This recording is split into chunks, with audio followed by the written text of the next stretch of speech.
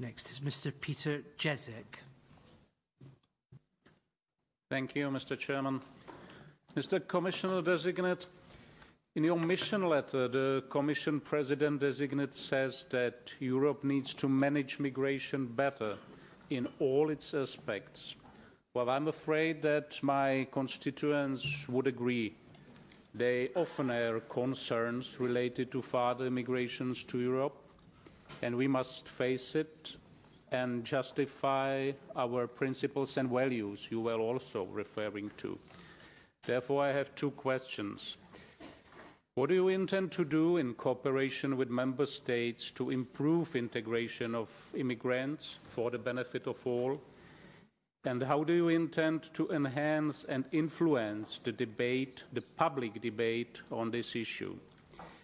Because if parties which are fighting on the anti-immigration platforms start to complicate formation of governments in EU member states or even be part of the governments, it will be far too late.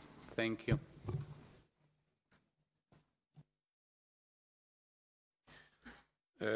Ευχαριστώ κύριε Γέζεκ. Δεν υπάρχει καμία αμφιβολία ότι υπάρχουν πολιτικές δυνάμεις στην Ευρώπη αυτή τη στιγμή που εκμεταλλεύονται την φτώχεια, την οικονομική κρίση, την ανέχεια, την εξαθλίωση.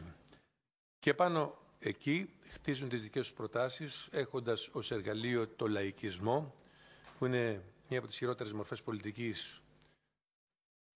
Είναι ένα πρόβλημα.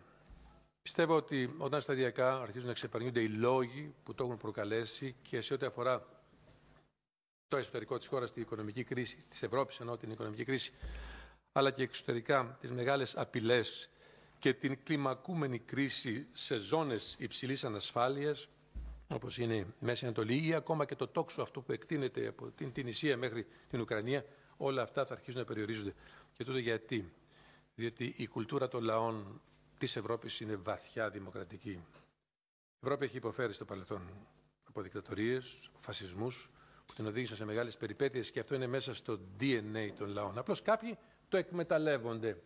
Αυτοί λοιπόν δεν έχουν μέλλον στην Ευρώπη και σας μιλώ αυστηρά με πολιτικούς όρους. Από εμάς εξορτή. Η απάντηση λοιπόν σε αυτό που λέτε είναι η Ευρώπη. Η λύση είναι η Ευρώπη της αλληλεγγύης και βέβαια μέσα από τις πολιτικές που μέχρι στιγμής τουλάχιστον στη συζήτησή μας έχουμε περιγράψει, δηλαδή η στήριξη των βασικών αξιών πάνω στις οποίες έχουμε θεμελιώσει το ευρωπαϊκό οικοδόμα. Και αυτό, αν θέλετε, αποτελεί τη μεγάλη ευθύνη όλων μας, ανεξάρτητα από το που βρίσκεται ο καθένας ή καθεμιά από εμάς, είτε στα όργανα της Ευρώπης, είτε στο Ευρωπαϊκό Κοινοβούλιο, είτε στα εθνικά κοινοβούλια.